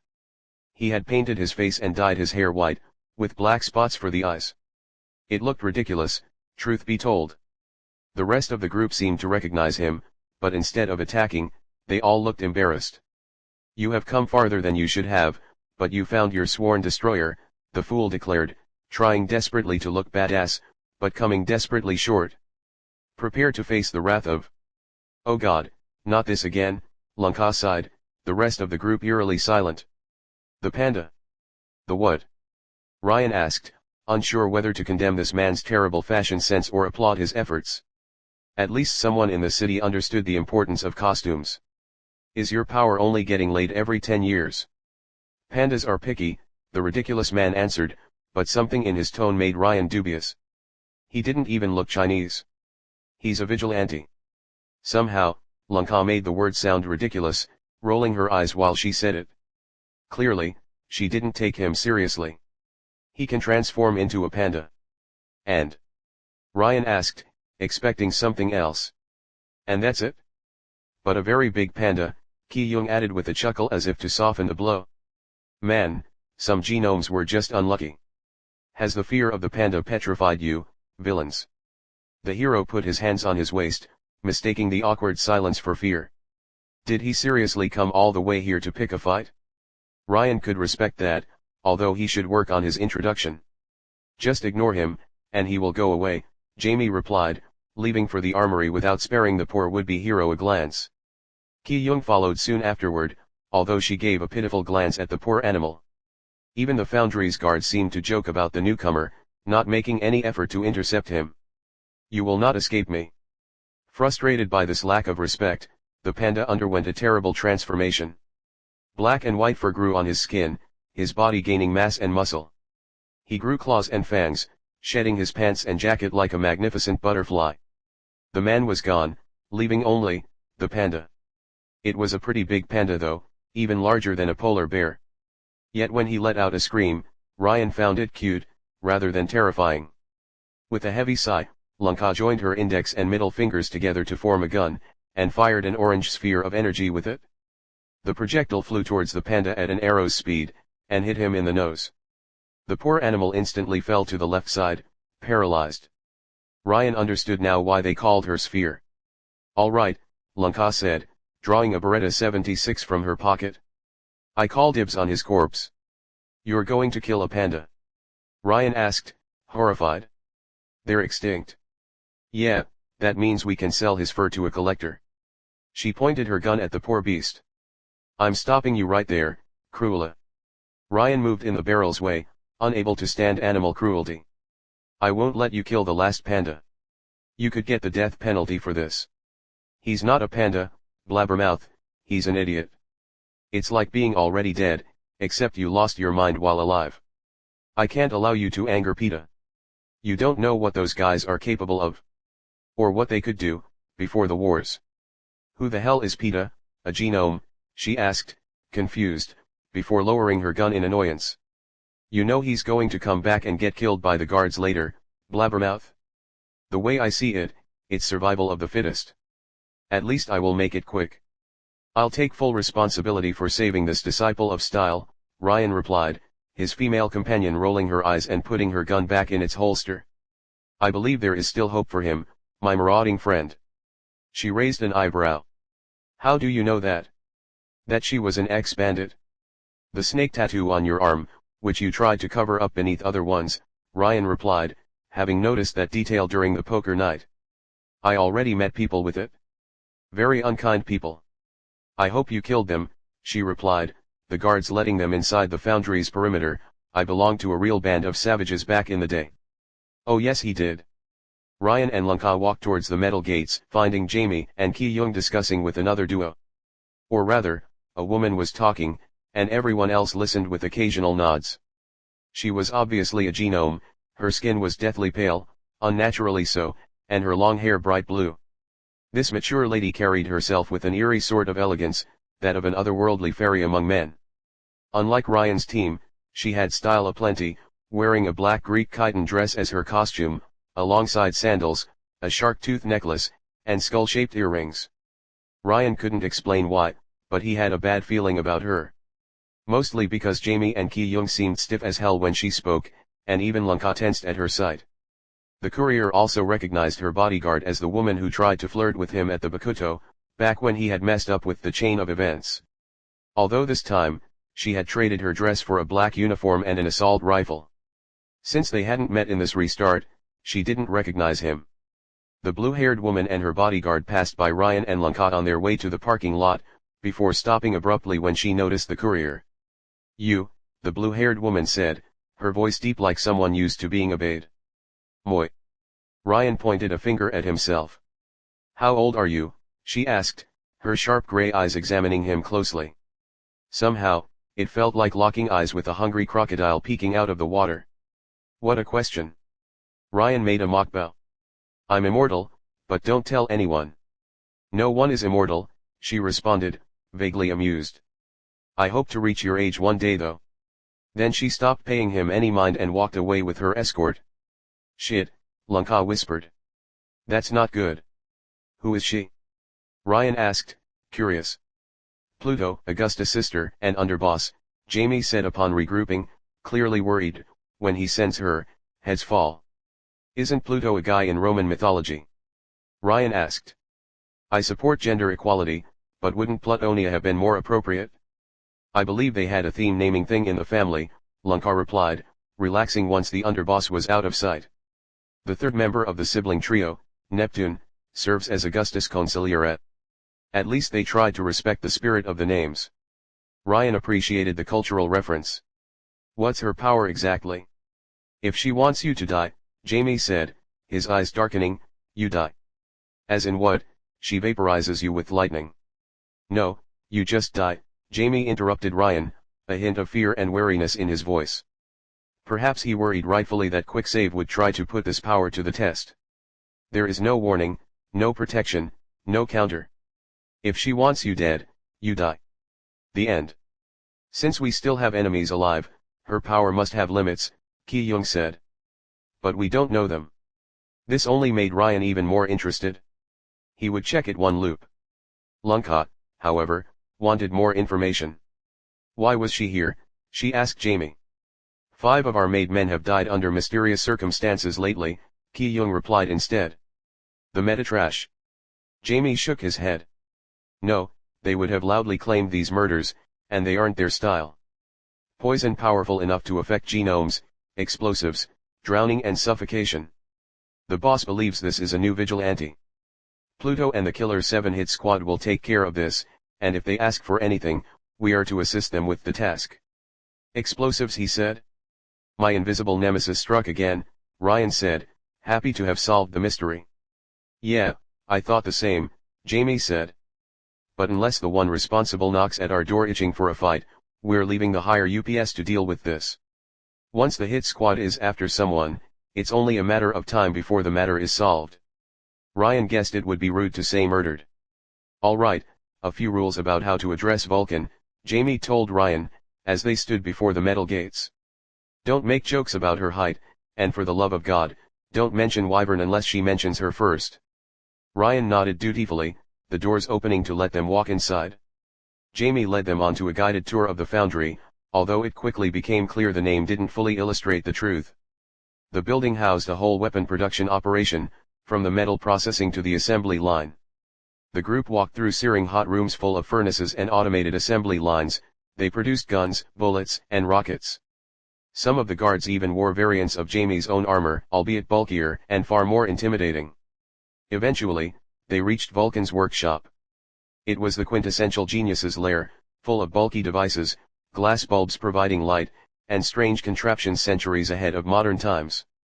It also had a big, Big robot on standby. Scratch that, it turned out to be an enormous set of power armor, albeit nearly 5 meters tall and with the wideness to match. While humanoid, the suit was so bulky it might as well be called a tank with legs. However, considering the number of miniature turbo reactors, and the multi-joint design of the limbs, Ryan guessed the machine could move surprisingly fast in the field. And of course, it had enough weapons to rival a battleship, including a massive rocket launcher on the right arm, cannons, and even beam weaponry.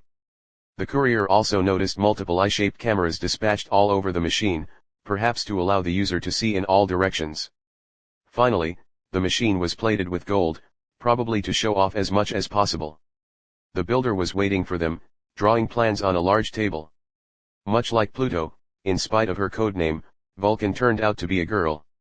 And to Ryan's surprise, she seemed a little bit younger than him, biologically. 18, 19.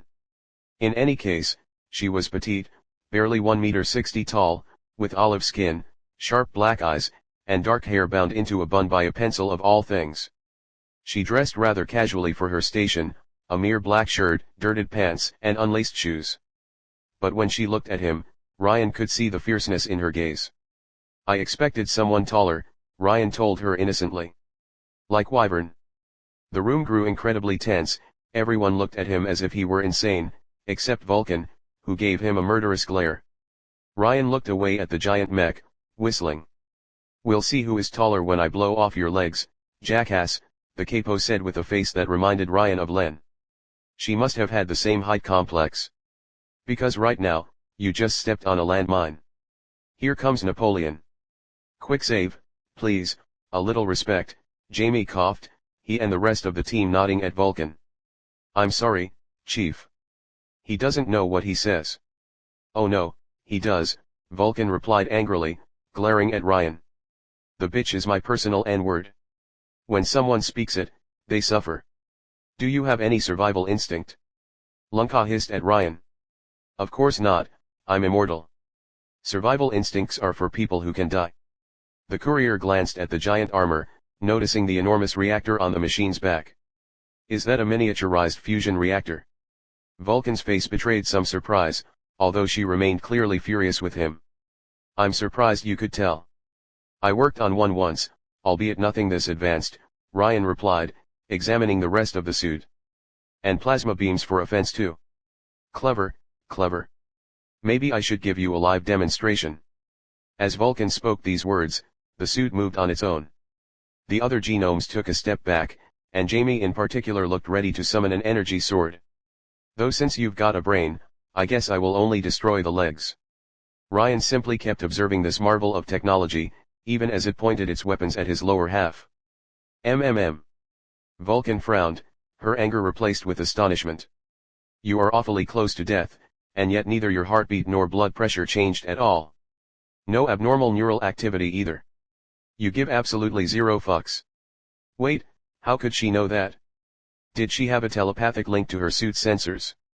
Though he should feel thankful that her anger had left the building, replaced with curiosity. She probably thought he had some ace up his sleeve. "I heard you carried advanced tech with you, quick save," Vulcan said, the others too happy to see her calm down to say anything. "Are you a genius?" "Sort of." He didn't have enhanced intelligence, but he had spent so many loops tinkering with advanced technology, he might as well be a de facto genius. Ryan looked into his trenchcoat and handed Vulcan the A-bomb. "What a beautiful, elegant design," Vulcan whistled, examining it under all its forms. "You made that? Everyone should have a bomb on themselves for dissuasion." Ryan avoided a straightforward answer, full of excitement in the presence of a fellow bomb maker. "Bombs save lives." "Exactly," Vulcan replied with the same enthusiasm, unable to restrain her geeky passion for explosions. "You know why the Cold War never went hot? Because everyone had A-bombs. Absolute destructive power is the key to peace." "Oh God, there are 2 of them now," Ryan heard Lunka whisper to Jamie, who ground his teeth in uneasiness. Still, Ryan could see everyone relax a bit. "What about Mekran?" Ki-young asked mirthfully, a thin smile on her lips. "Bombs didn't help against him. An unforeseen variable, chitter, like the alchemist," Vulcan brushed it off, before waving the A-bomb under Ryan's nose. "You see this?" Yes. If you say wyvern again, I'll shove it down your throat. Since you've got precious skills, I'll spare your life, but only this time. Don't push your luck again, unless you want a one-way ticket to Killville. Nice place, he had been there a lot of times. So, you're not giving me back the bomb. No, that's your respect tax, she said before brazenly stealing his device and putting it in her pocket. If you join my division, I might change my mind. I've got a lot of workers, but few real engineers worth their salt. You have an attitude problem, but I'll tame you. Ryan also noticed that her suit kept its weapons pointed at him, even if she sounded friendlier. I thought he might do well with Mercury's. Jamie cleared up his throat, defending his own division. I'm the one who looked him up first, Zanbato, Vulcan replied. If Mercury wants to find good men, he should get out of his house once in a while. I'm very happy for the attention, but I'm not the person for long-term employment, said Ryan. I'm looking for Len, black hair, blue eyes, Marxist-Leninist. Underdiver, Vulcan replied, smirking when Ryan gave her his full attention. But I don't see how I benefit from introducing you to my subcontractor, especially if you aren't with us long-term. Subcontractor. Finally, he could almost taste the reunion. How much for the privilege? Vulcan replied with a laugh, sitting on her workshop table. You think I'm a crook who works for money? Then I have only my body left to sell. Ki-young couldn't help but chuckle at his joke, before quickly correcting her expression. Vulcan smiled a bit. I don't know if you're ballsy or just insane, she said. But as a matter of fact, I have a need for fresh warm bodies to throw at a problem. The Metagang. Jamie cleared his throat. You want us to take them down? My crew will take care of the meta problem, Vulcan brushed him off. The big boss gave us the go order. Just protect the shipments, and we'll take care of Rust Town. No. What I have in mind involves fighting the law. The best kind of mission, Ryan delighted. Are we going to do tax evasion? There's nothing more excitingly dangerous. Even Al Capone couldn't do it. Nobody pays taxes, blabbermouth, Lunka pointed out. The private security and Il Migliore have been a bit overeager lately, Vulcan said with a sneer. Nothing too damaging, but they're testing us. They believe the meta made our organization weak. We must remind them not to underestimate the Augusti. You want us to attack Dynamy's operations? Jamie asked, Lunka frowning at us. Vulcan nodded. Dynamy's is currently filming a new Il Migliore movie. I want you to trash the studio, send them a message. Isn't the newest movie under work there? Jamie trailed off, without finishing his sentence. Wyvern's Flight 2, Vulcan finished, a vengeful glint in her eyes. Yeah, totally business as usual. Do you want your personal vendetta crispy, Ryan asked, or extra crispy? This is stupid. Lunka. Jamie trailed off at the back of the car. Calm down. Ryan listened to their bickering while peeking through his car's window. Dynamy's Star Studios, which won a prize for name originality, spanned roughly 2.5 square kilometers of surface, located east of New Rome. They had an entire open park dedicated to them and roughly 7 warehouses. From afar, Ryan noticed the staff moving cardboard cutouts, interns carrying coffee to their superiors, and stuntmen prepping themselves.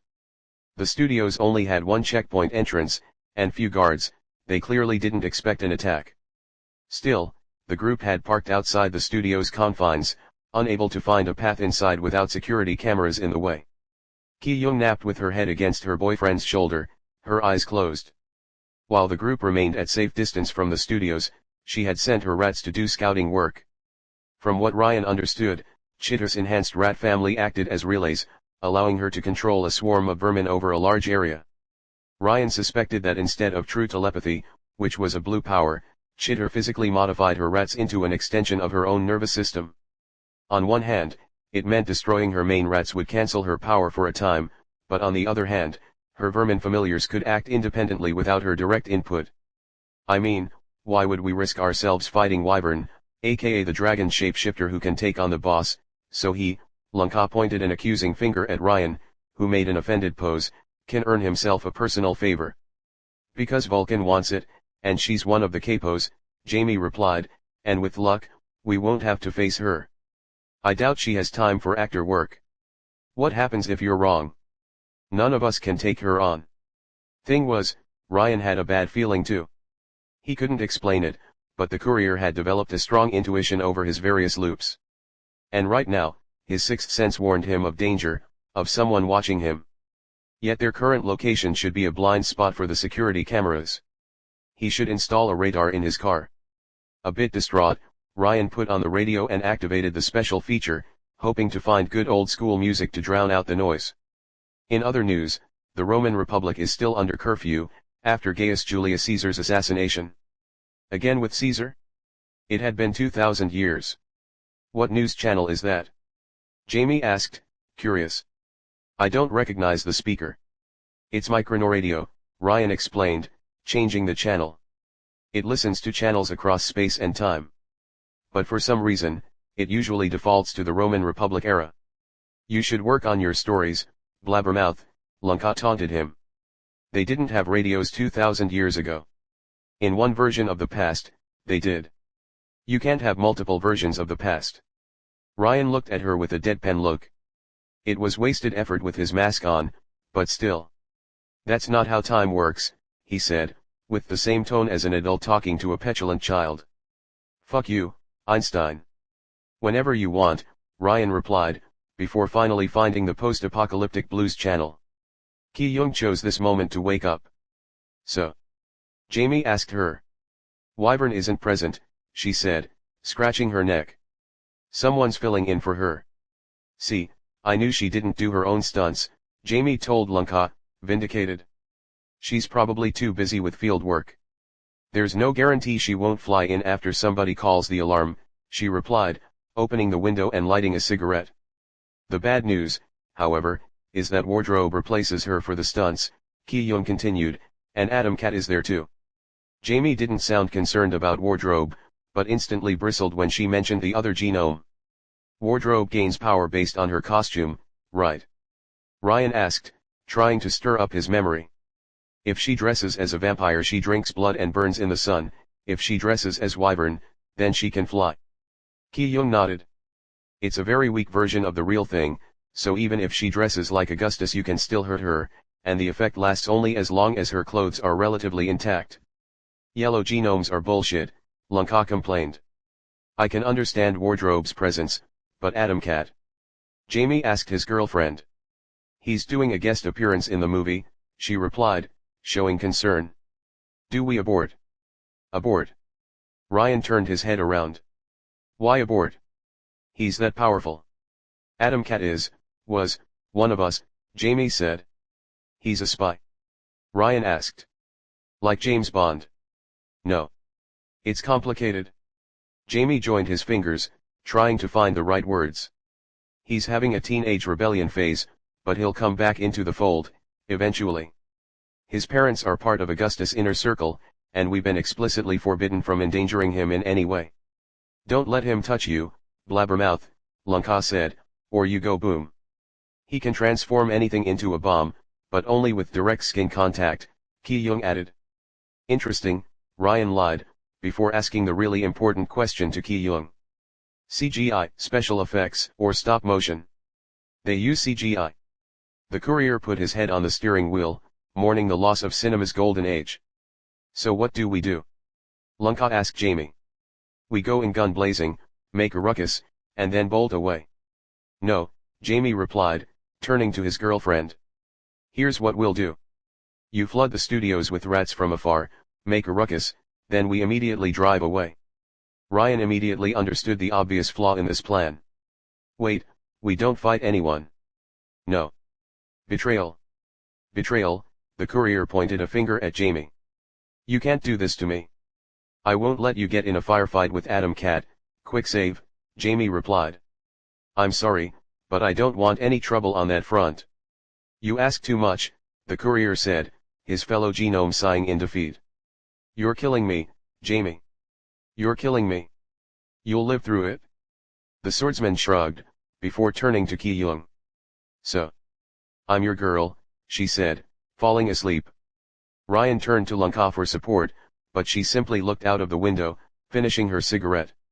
He couldn't blame them since they weren't immortal, but damn, it sucked all the fun out of this mission. As minutes passed, Ryan noticed agitation near the studio.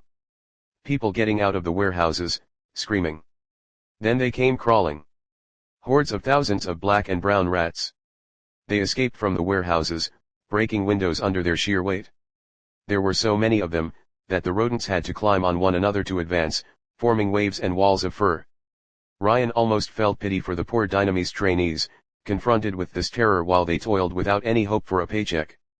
Obviously, panic spread all around the area, the staff fleeing in all directions, coffee cups being spilled, guards desperately trying to shoot the rodents. My. Ryan whistled. This city has a rat problem. That should satisfy Vulcan, Jamie chuckled. Now, let's go home before the private security arrives. The courier couldn't agree more, especially since he still felt uneasy.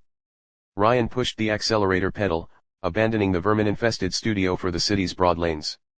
As he drove all the way to the group's shared house, he almost hoped for Wyvern to come from the skies, or Atom Cat to track them down on a motorcycle for an epic car chase. Or even the Meta to ambush them. Instead, they returned home without a problem. Frankly, New Rome's heroes disappointed the courier. Perhaps Leo Hargrave's carnival had given Ryan a false image of what superheroes should be, since they were brutally competent, but Dynamis' corporate champions didn't impress him much. You're sulking, blabbermouth. Lunka asked him, finishing her smoke and throwing it out of the window. Ryan stopped time, caught the smoke, and put it in an ashtray in the glove compartment. It's just, I expected a road bump of some kind, Ryan replied when time resumed. His gut may have been mistaken. This is boring. See the bright side, you will finally see your girlfriend again, Jamie tried to comfort him. What's she like? Ki-young asked. I will present her to you, Ryan said, much to her delight. He had to admit, he started to like this group. He wouldn't get too attached nor make the effort to know them better since they could forget him anytime, but for professional criminals, they were quite nice to hang out with. Parking the car in front of the house, Ryan let the others climb down but didn't follow yet. I'll just listen to the radio for a bit, he replied. Can you call Vulcan? Sure, Jamie promised. Also, it's movie night. RoboCop or RoboCop 2? Ryan raised two fingers since he liked movies with stop motion, even if he had seen both films countless times already. He was busy trying to find the Jazz 60s channel on his chronoradio when Ki-young reached the house's door, exchanging pleasantries with Lunka. Except Ki-young suddenly stopped, as she was within an inch of the door handle.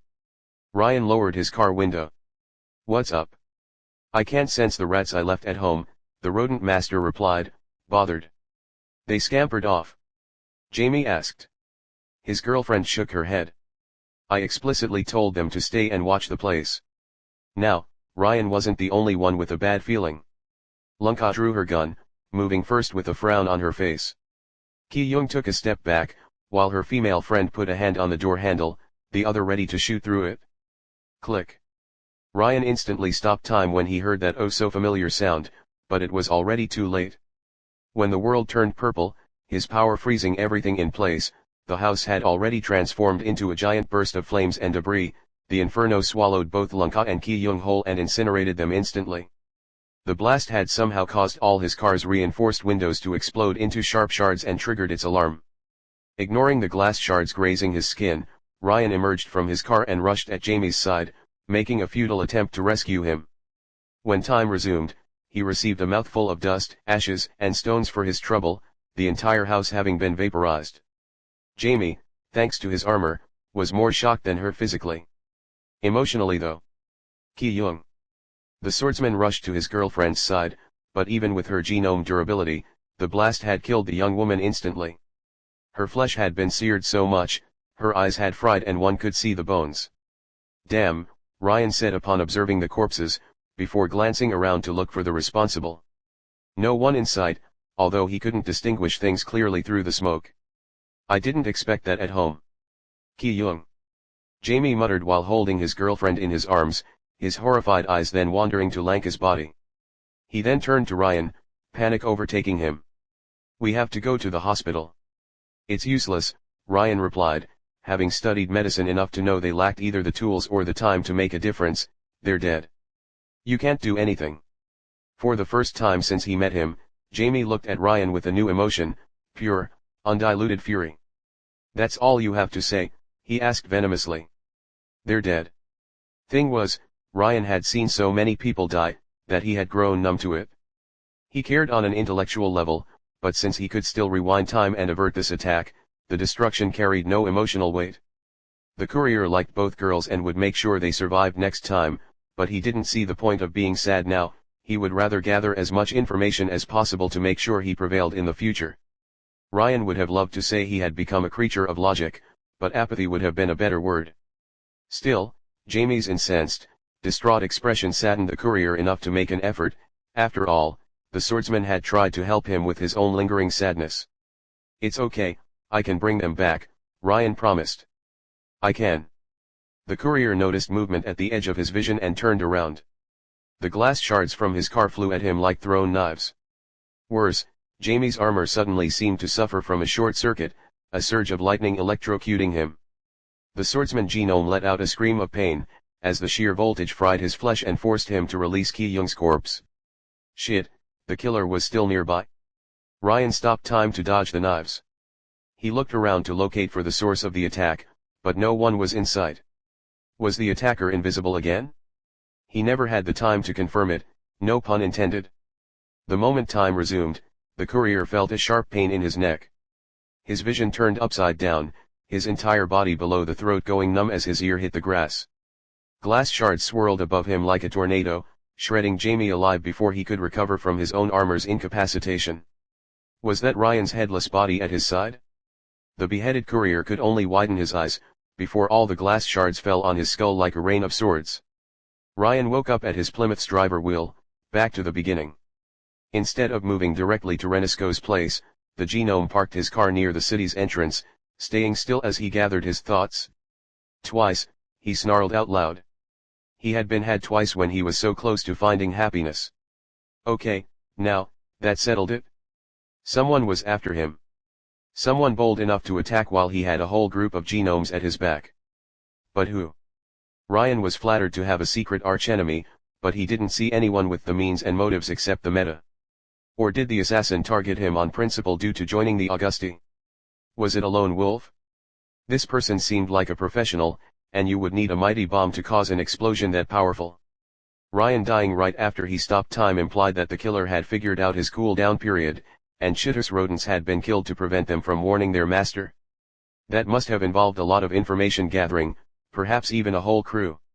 The way it happened, the one responsible could clearly control glass. Since they could fry the technological components of Jamie's armor, perhaps even a silica kinetic. It could also explain the presumed invisibility as an optical illusion, or some kind of mirror suit. The attack had been brutal, unexpected, and lasted less than 5 minutes. The killer was no inexperienced would-be hero like the panda, but a cold-blooded professional. The courier considered what to do next. Thing was, even if he succeeded on the mission Vulcan gave him and avoided the ambush at the house, continuing without dealing with the assassin might lead them directly to Len. Although it infuriated him, Ryan decided to put his main quest on hold until he had dealt with that roadblock. That mysterious killer had already murdered him twice without ever showing up directly and clearly couldn't care less about collateral damage. Worse, if the killer wasn't a lone wolf but an agent of someone else, then killing them would only win Ryan a reprieve. The meaning of life was finding happiness. Ryan didn't feel happy without Len. Intentionally or not, this killer kept them apart, and so had to go. The end. He didn't want Jamie and his friends to die either. The courier took no pleasure in the suffering of others, notwithstanding assholes like Ghoul. His perfect run would involve everyone he liked being happy, and Jamie's group was now part of that VIP category. He wouldn't let them die. Ryan considered the matter with cold logic, to see how he could solve the problem in this new loop. So far, the killer had only attacked the Augusti or the courier himself, but that may be because Ryan worked with the criminal syndicate. Excluding the lone wolf hypothesis, only 2 organizations had the genomes, motives, and resources to attack them, the Meta, and Dynamis. If it was the Meta, well, Ryan had already promised to wipe them out, so it would be killing 2 birds with 1 stone. But his gut told him he had missed a detail, and he quickly remembered what. The harbor. Ryan remembered a flyer rescuing members of the private security when he had fought Ghoul and Saren there. He thought he couldn't see them clearly due to the darkness, but maybe it was because they were invisible, their presence only revealed by the smoke. Since the figure hadn't helped the meta but did rescue Dynamis employees, Ryan excluded the former as the guilty party. This left only a lone vigilante, or an agent of Dynamis. Time to take up Wyvern on her offer. Il Migliore's HQ, the Optimates Tower, was the most luxurious place Ryan had ever seen. Most of Dynamis' properties were located northeast of the city, on the far opposite of Rust Town. Unlike its neighbor though, this district catered to the supreme elite of New Rome. Il Migliore's tower was a 70-floor tall building, half penthouse skyscraper, half luxury hotel. The lower portion was bulkier than the top, housing gardens, pool balconies, and even helipad areas, while the upper floors belonged to offices. The building clearly took cues after the Art Deco movement, with its mix of luxurious, shiny splendor and modern geometric design. Ryan himself had a meeting on floor 63, sitting in an expansively decorated waiting room. A 30-something secretary worked behind a desk on her computer, while another familiar face waited in another chair, near an office's closed doors. Through the room's window, Ryan could see the actual Dynamis HQ nearby, a reinforced glass spire that oversaw the entire city. Even the Il Migliore building couldn't hold a candle to it in size, lacking at least 20 floors compared to its big brother. How fitting that the company's fortress overlooked both New Rome and its superheroes' base. On a closer look though, Dynamis HQ reminded Ryan of those futuristic arcologi designs, buildings meant to be entirely self-sufficient. He noticed a few greenhouses and gardens on some of the floors, even water reservoirs. However, past a certain point, something in the glass composition prevented the genome from seeing through it. How suspicious. Unlike downtown, both buildings were protected by the elite units of the private security, people in white armor with laser cannons implanted in the right arm and state-of-the-art weaponry. Unlike their lesser cousins, they were a true military force, well-trained, and ferociously loyal to Dynamis' interests. He had heard that they didn't even accept bribes. Excuse me. Having been restless for an hour, Ryan turned to the other person waiting for an appointment. Are you, the panda? The poor man-bear looked up at him with hope. Compared to the previous loop, the would-be hero seemed less bombastic and more subdued. You know me. Of course I know you. You're the panda. The very last of them. Ryan said, pumping his fist for added effect. When I see you riding your bicycle of justice, I always get goosebumps. Thanks, the hero replied, suddenly a lot more cheerful. He must be glad to have at least one fan in the world. I'm really trying to live up to my panda legacy, and make them trendy again. But what is a solo hero doing here, in this bastion of corporate superheroism? The panda struggles on his own, he admitted. I'm really trying to make a name as a solo hero, but it's hard. None of the villains even want to fight me in public, because I'm simply too powerful for them. I'm sure you are, Ryan replied with heavy sarcasm, which the panda completely missed. It's so frustrating, he said. I can't make it to the news without some big awesome duel, you know? Really, with great power comes great isolation. He sounded like he believed it too. Mr. Romano. Ryan's head perked up, as the secretary called his name. Mr. Monata will receive you. Finally. Good luck with the interview, the panda told Ryan, as the courier moved towards the office's doors. What's your name? Quick save. Ryan replied with a thumb up. I'm immortal, but don't tell anyone. I won't. The secretary let Ryan through the doors and then closed them behind. The courier waltzed inside an office as big as a house, but whose space was mostly occupied by flowers. Geraniums, roses bushes, chrysanthemums, muguet, dozens of various species of plants were on display. The office even included a miniature Japanese pond, with golden carp swimming in the waters. A tall, slender man waited for the courier behind a mahogany desk positioned to give the occupant a spectacular view of New Rome through a full window. If he wasn't the supreme authority of a superhero team, Ryan would have mistaken his host for a supervillain. The man wore an expensive tuxedo suit with a black rose on the left side, carried white gloves, and hid his face behind some kind of stylized white helmet reminding Ryan of the pre-war Daft Punk electronic band. The courier could only applaud his fashion style. I am Enrique Monata, the chief brand officer at Dynamis and head manager of the Il Migliore program. The man shook Ryan's hand, his voice pleasant to hear yet firm. He smelled like roses, probably perfume. You may also call me Blackthorn. I don't see any thorns on your cost, Ryan gasped, as he noticed the matter making up the suit. "Wait, is that cashmere? You have a sharp eye," Enrique mused, showing Ryan a wooden chair and inviting him to sit down. "We have our own production program at Dynamis since we cannot import it from Asia. The production cost is horrendous, but you cannot put a price on elegance." While sitting, Ryan barely paid attention to the man, his eyes fixed on his clothes. He wanted a suit like that too. "We have no shortage of volunteers wishing to join our superhero teams," Enrique said, joining his fingers. "But few make it to my office. I believe in personal recommendations, Mr. Romano. If Wyvern hadn't vouched for you, we wouldn't be having this conversation." Ryan briefly wondered who had recommended the panda of all people, deeming the mystery as important as tracking down his assassin. "She seems to have a good feeling about you, especially after you forewarned her about our latest prisoner. Which makes me wonder how you knew about Ghoul's escape attempt." "Just a gut feeling," Ryan replied innocently. "I don't believe you," Enrique replied, going straight for the jugular.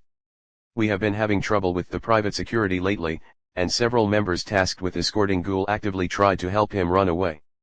If you know of any security breach, I would be thankful for sharing the information." Well, Ryan had come looking for information too, so it was all good. The fact the Meta had inside men among the private security bothered him though. It didn't surprise him that they would bribe locals to look the other way, but this gang seemed a lot more organized than most psycho warbands. He would look into it. "In any case, I must thank you for coming here. I am certain our competition made you an offer, knowing Vulcan's rivalry with Wyvern, and your trust in us won't go unrewarded." Enrique observed Ryan closely. "Why do you wish to join Il Migliore?" "Ever since I was young, I always wanted to become an ad. An ad. Like Mr. Clean and Felix the Cat. A recognizable icon of consumerism, with my face plastered on every cereal box." Enrique replied, seemingly seriously. "To transcend the human condition and become a packaged product. That has always been my dream." Enrique nodded, "and the real reason?" Ryan shrugged. "Greed. Your psychological profile tells me otherwise." "They even had a psychological profile?" Poor boys, Ryan wondered how many people had gone mad compiling it. All right, I thought it would be fun to try being a superhero, and I promised someone that I would kick the Meta out of the city as a personal favor. Business and pleasure. The Meta gang is a problem," Enrique conceded, although not as much as the Augusti. "Who is this person you owe a favor to?" "Some guy in Rust Town named Paulie. He probably won't even remember me though." "I'm certain there is an interesting story behind this," the corporate mastermind mused. "I will put my cards on the table, Mr. Romano. I feel conflicted about your case. You have an incredible power, with a very high development potential according to our research team. Your skills with weapons are impressive, as the security checkup can attest to. I didn't even know one could fit so many miniaturized weapons in a kid's plushie, even if I don't see the point." "They will never see it coming," Ryan explained. "Which brings me to the matter at hand," Enrique presented Ryan with a small pile of paper. "The 16 pages long index of collateral damage complaints associated with your name, from people all over Italy." Something bothered Ryan greatly. "Only 16 pages. You expected more, perhaps?" "Hell yes I did," Ryan replied. "I guess I'm too good at silencing witnesses." The corporate genome remained completely unfazed. "Plus 18 demographic then," he said. "Loose cannons have no place at Dynamis. If we sign a work contract together, foolhardy behavior will not be tolerated." "Hey, I always fulfill commands to the letter," Ryan defended himself, wounded in his honor. "It's not my fault if everyone leaves the methods open for interpretation." "I will not. However, I need more guarantees. While no one ever accused you of betraying a contract, you have a mercenary past and a suspicious link to a certain criminal genius." He offered Ryan a photo, and the courier's heart skipped a beat. That was her, in a mugshot. She had aged a few years and had a black eye in the picture, but it was her, holding a paper with a number while glaring at the photographer. Len Underdiver Sabino. Ryan could sense Blackthorn's eyes examine his face, looking for any sign of weakness. Daughter of Freddie Sabino, alias Bloodstream. An extremely dangerous psycho who almost rivaled Big Adam and Augustus in infamy, until his demise 4 years ago against Leo Hargrave's Carnival. Many witnesses said he traveled alongside his daughter and an unidentified teenage boy, whose body was never recovered. "Alright, let's cut the bullshit, Green Hand," Ryan said, completely serious and putting the photo in his coat. "Where is she?" "In a place out of your reach, for now.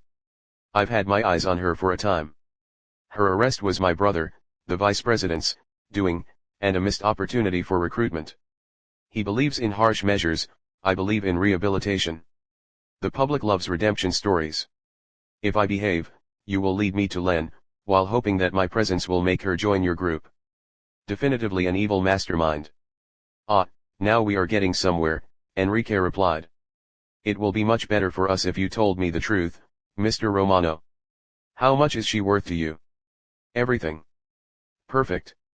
Here's my offer then, you sign a 5-year contract with Il Migliore, help us clean New Rome of the filth that infests it, promote Dyname's brand, and most importantly, you behave. In exchange, we offer you a clean slate, generous accommodations, and the opportunity to reunite with Miss Sabino." He handed Ryan a contract far heavier than the collateral damage complaints, but the courier didn't even pay it any attention. That deal sounded a lot like Vulcan's, minus the personal vendetta bit. "What do you want out of this, Green Hand?" "Most people think my family is only interested in profit," Enrique said, "but what we really want, is to rebuild Italian society into a prosperous nation. A dream that unfortunately, cannot come to pass while groups like the Meta, the Augusti, and Marauders run rampant. A proud nation under copyright, et. We also wish to democratize superpowers by reverse engineering and mass-producing elixirs," Enrique replied, ignoring the jab. "As per your contract, you will be subjected to a full DNA-based test. This will ensure the private securities drones can track you should you default on your contractual obligations. You will also be asked to participate in our elixir research development program. We have few violet genomes like you under our employ." He should have known they wouldn't want him just for his pretty face. "You won't succeed in replicating my power. We have made great progress on replicating powers, even created fully functional knockoff elixirs. You won't be able to reproduce my power," Ryan repeated himself. "I've tried, more times than you can count." "Good, then you can share your findings with the research division," Enrique dismissed his words. "As for hero work, we divide the Il Migliore franchise into 2 very different branches, the Pro League, for established icons like Wyvern, and the Little League, for juniors and less-known superheroes. Obviously, you will start with our secondary division." Ryan listened as Enrique explained to him the rules inside the organization, mostly corporate blabbering before grabbing the contract and skimming it. While the possibility to meet Len was tempting as always, the courier mostly wanted to identify the assassin during this loop. Access to Dyname's buildings and databases would help a great deal. If the company could introduce him to Len quickly, then all was good.